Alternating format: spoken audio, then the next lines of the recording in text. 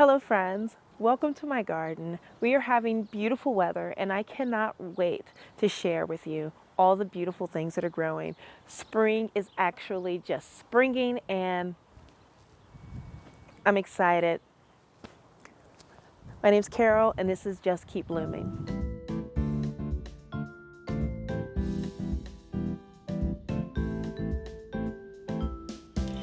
We are experiencing a fool's spring in Ohio.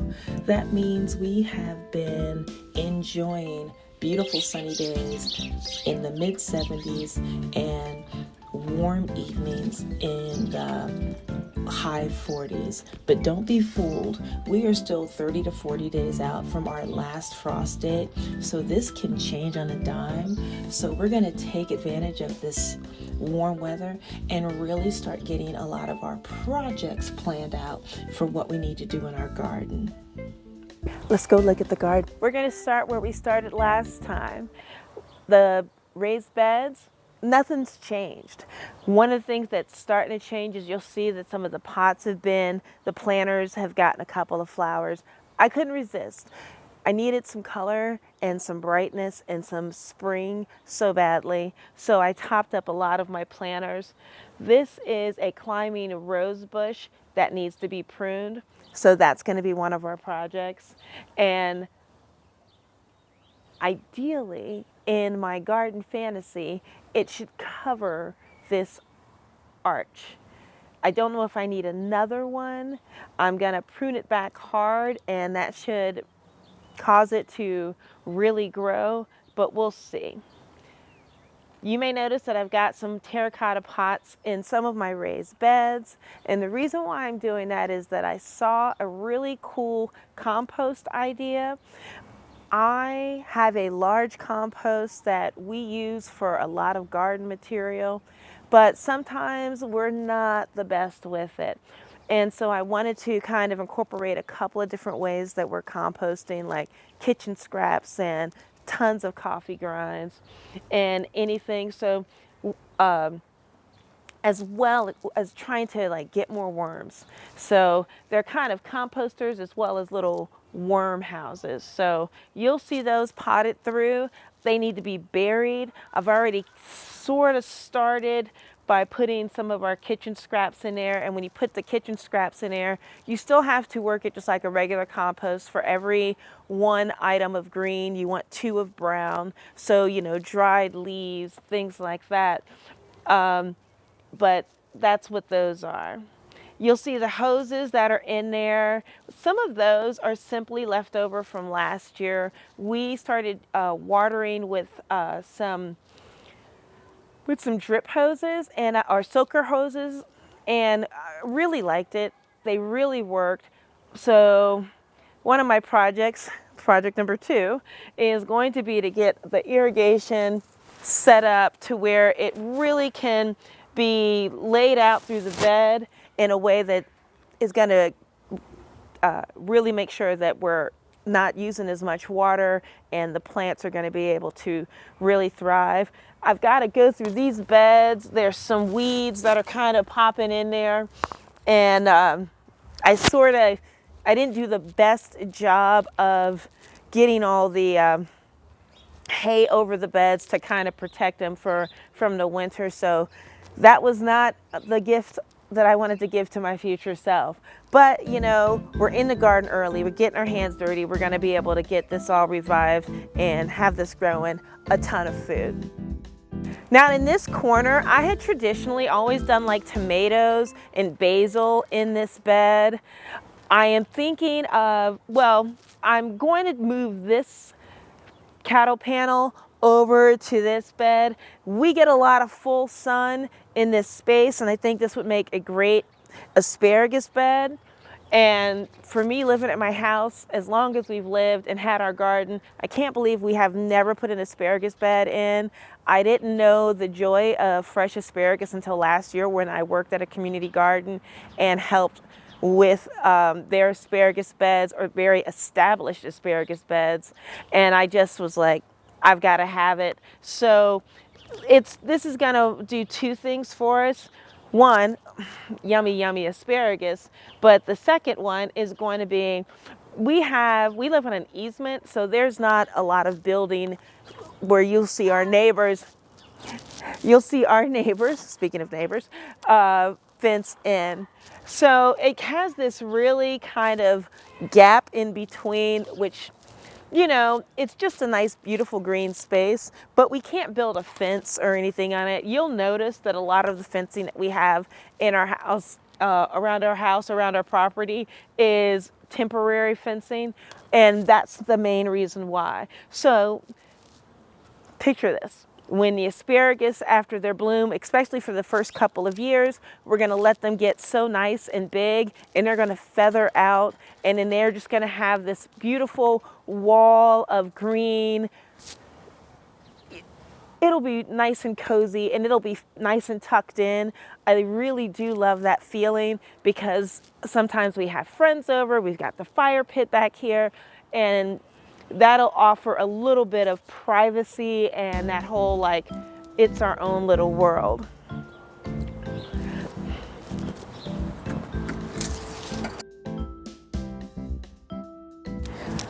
Okay, these back beds also have an irrigation project that needs to happen. I have planted onions, and I've also done squash and kohlrabi, as well as some of the, oh, we have a lot of birds coming in for the evening. But one of the main things that we're gonna do now that this is gonna have that cattle panel here, I may put my cucumbers back here, and some other climbing things, maybe some beans. I always get a couple of sunflowers back here. So we're gonna see how, we don't plant all of our beds. We're very blessed in the sense of, like, we have a lot of garden space. So I don't have to plant everything at once. I'm able to rotate a few beds, and if that's something you're able to do when you're putting your garden together, put a couple of extra beds in there, just so you can not have to plant everything all at once in one space. Give yourself a little breathing room. So if you want to plant things in a couple of different beds because you're still trying to discover what really works where, give yourself that. Give yourself that gift.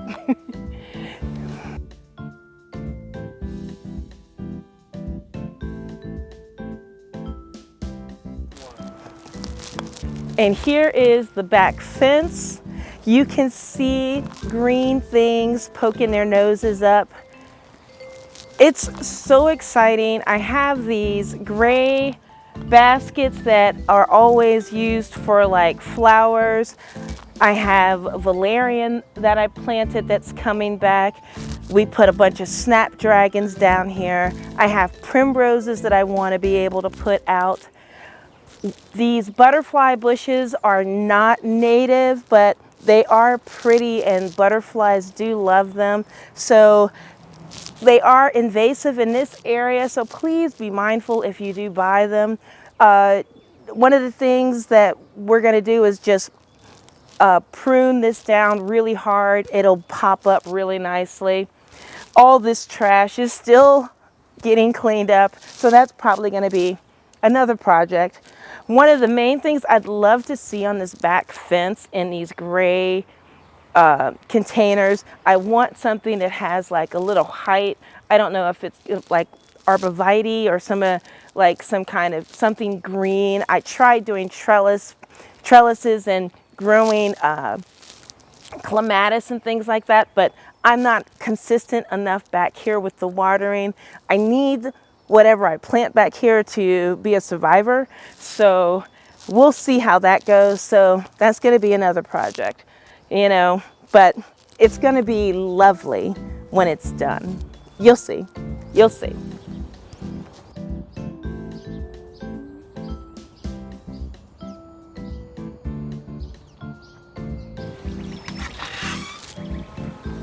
I have been cleaning and preparing my greenhouse for the past week, so I want you to come check it out.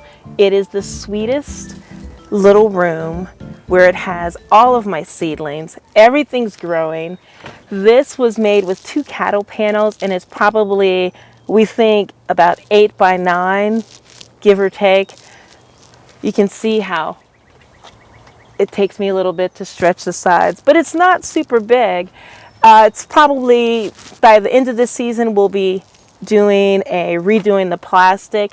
But it has worked fantastic, and there is just something about coming here when it rains and looking at all the seedlings and putting seedlings on, or listening to an audiobook, or, you know, all that stuff. Got my little potting station, got, you know, a coffee mug in here.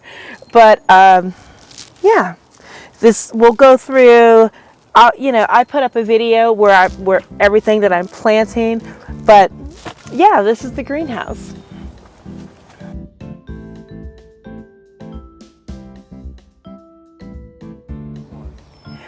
This beautiful white pine is so gorgeous, and I promised her that I would put a beautiful garden under her. And you can see in the background there, the daffodils are coming through because that little spot is full sun. We do have hostas and other plants that I've tried under there. The fountain is really, not having her best moment. So that's going to be a project to, we need a new pump as well as a new light, and do some more plantings.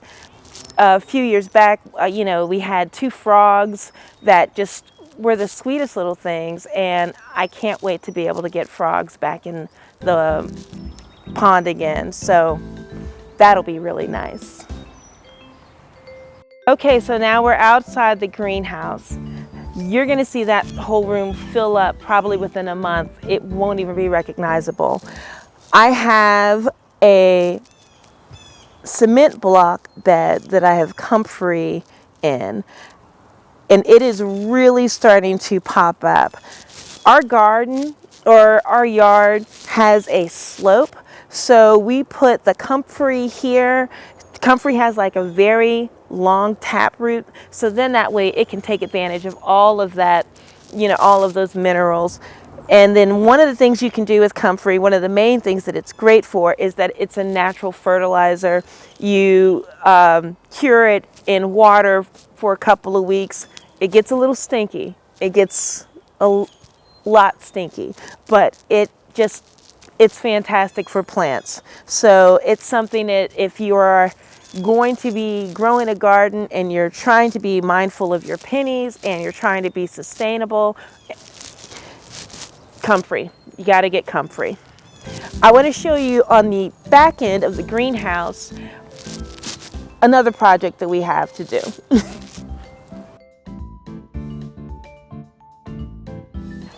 This wild area has just been wild. It gets weeds, and I've tried to do a little chaos gardening by just, throwing seeds back here. But this year I want to be real mindful and make this, some native planting, and definitely a flower garden or a cut garden. I think it would be really sweet. We get a lot of sun right here. I almost am looking at the idea of just grapes, because I have this trellis that I'm not going to throw away. I might paint it. We got to figure out another way for it.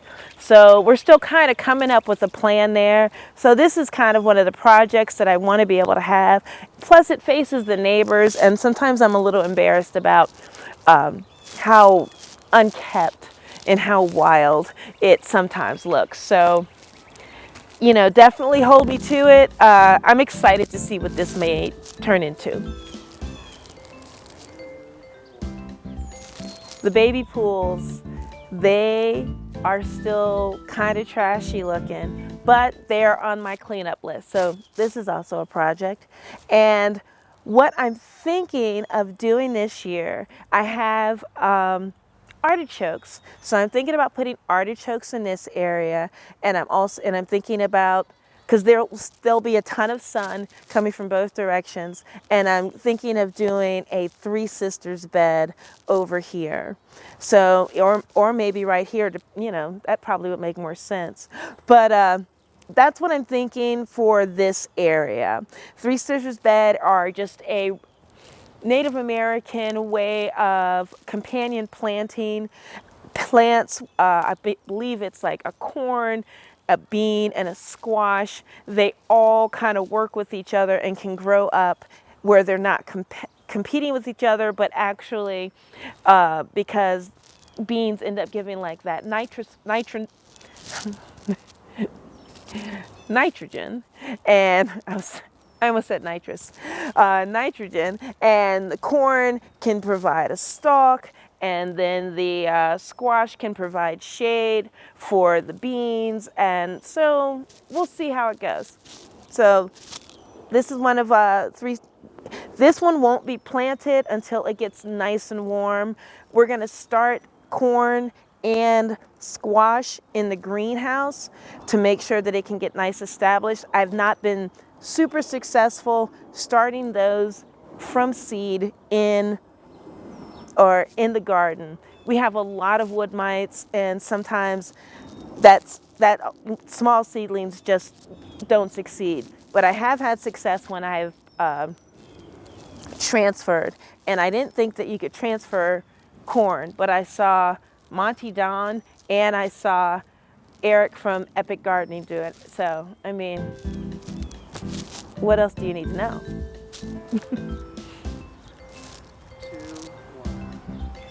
First, with our laundry basket containers. Last year I did artichokes in them, and they weren't great. And that's okay, because you don't know until you know. But I did do cannas in them, and so I would really like to repot my cannas.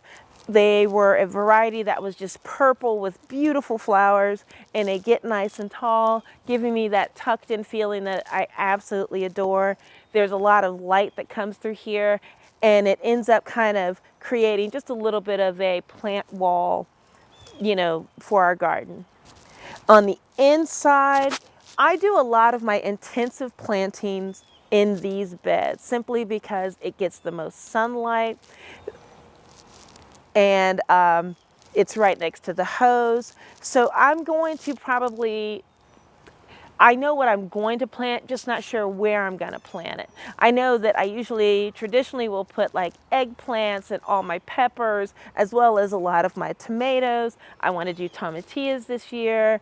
I want to definitely do cantaloupes and different types of beans. I'd like to be able to do different melons, as well as a lot of summer and winter squash. So that's what's going to be in a lot of these beds. As far as like the black containers, I've been starting a bunch of zinnias. I think that would be really nice there.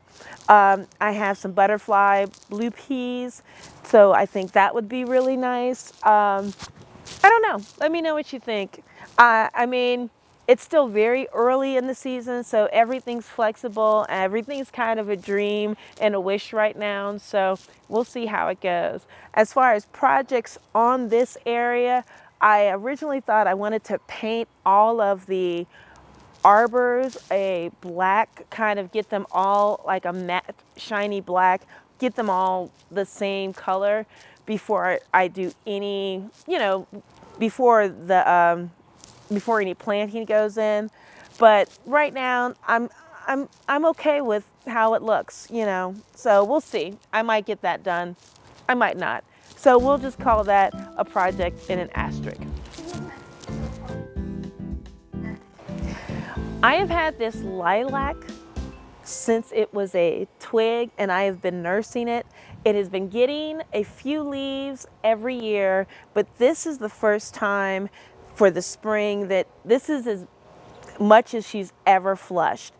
So I'm very excited. I've never had, she's never flowered. She's only had leaves. So I did top her off and give her a nice dose of fertilizer, some slow release fertilizer, and hopefully this will just, the scent of lilac is just absolutely wonderful. Right here is my chamomile and blueberry patch. I went through and one of my projects, and I put something up on our on our, I think I have it either as a short or put up a small video. I went through and pruned our blueberries, as well as cleaning up the beds, which is really important, pulling out all the leaves. I went there and I found out that I had some lemon balm and there was cement in there, and those two are just, they're bullies, and I want this to be definitely more chamomile, but I do like the fact that it is a nice tea bed. So we'll see. I hadn't always taken the best care of my blueberries. I'm still learning how to work them for our area. I think for a long time I was going off of information from someone who had great blueberries, but I didn't realize that the information they were given, I didn't research it properly, and the information was just from like a different climate. So I just didn't really adjust. So mine are kind of on the struggle, but things are turning around. They still look good. The pruning, we'll see what happens with the pruning. We'll keep you posted.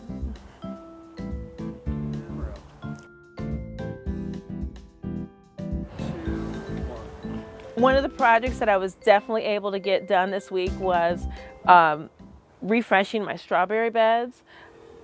All you have, because the springtime is the best time to do it. You can always tell when it's spring. You can see like those nice green leaves kind of popping up.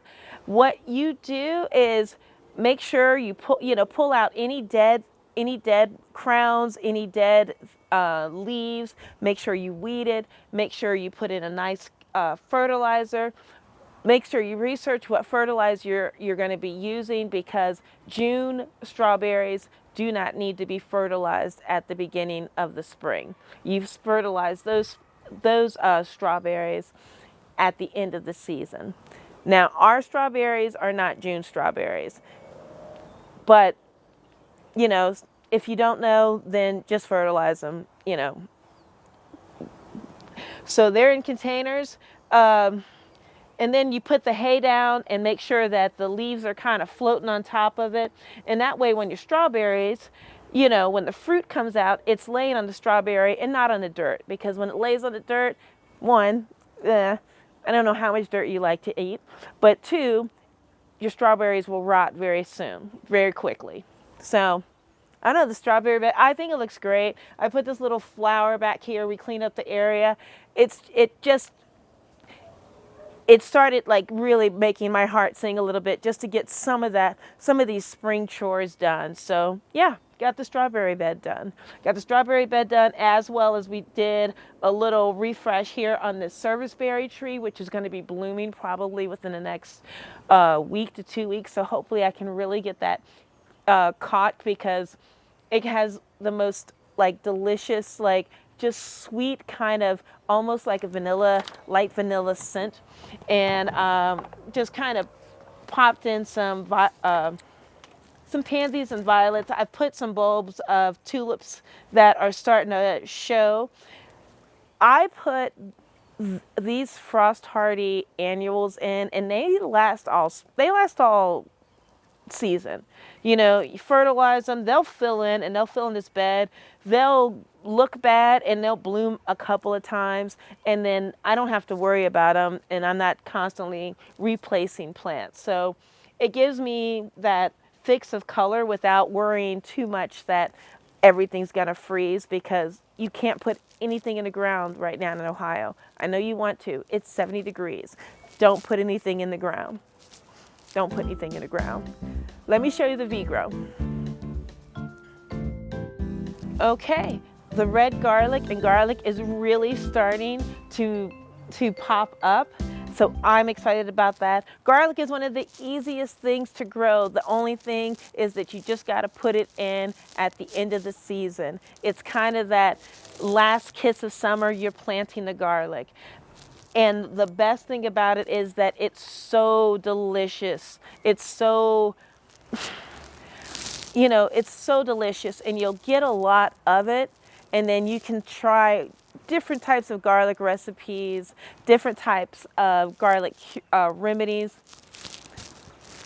and we have, I think I have red garlic, and I believe this is called music garlic. So we'll see. These are going to look nice. And I just refreshed these planters too. I just put some more violets and pansies as well as some African daisies in there just to get a little bit of sunshine. Slowly but surely, all of my containers are going to be potted up. Those are projects that I'm going to do. Once I pull out the garlic, you'll notice that you can see how much the level of the V-grow, how it's gone down. Once the garlic is ready, that's when I'm not gonna plant anything else to it until the garlic is ready.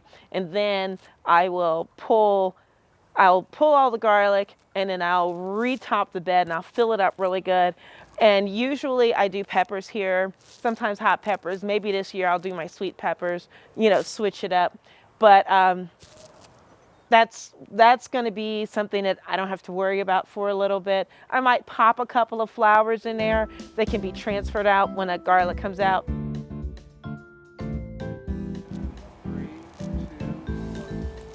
We have a groundhog that has attached himself to us in our garden. His name is Grady, and he was very cute for a year. But last year he devastated so much of our crops, and he has to go. He has to go. I don't, it's closing time. He has to go. So this is what that is for. I've never trapped a wild animal. I do have a place that we can be able to release him, a beautiful spot at my friend's farm where there's water and free land. So Grady's going to get rehomed. We'll keep you up to date on that. It'll be for the best. He needs to go. He needs to go.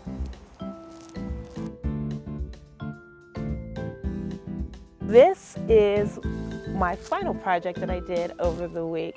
I did a little garden refresh. I had this bench and my table, like I said, where I wanted to have my big dreams and wishes, and I painted this little wreath and tagged it out with this bloom. I had all of this kind of in different parts of the garden and just kind of repositioned it here. I hope you are having a wonderful garden season, and I hope that you're not giving yourself too many projects and you're sitting down and having wonderful moments like this in your garden, just so you can kind of look at all the beautiful things that you're growing and being a part of. The best thing for the garden is the gardener, so please make time for you to sit down and enjoy it. Thank you for coming to my garden today. As always, just keep blooming.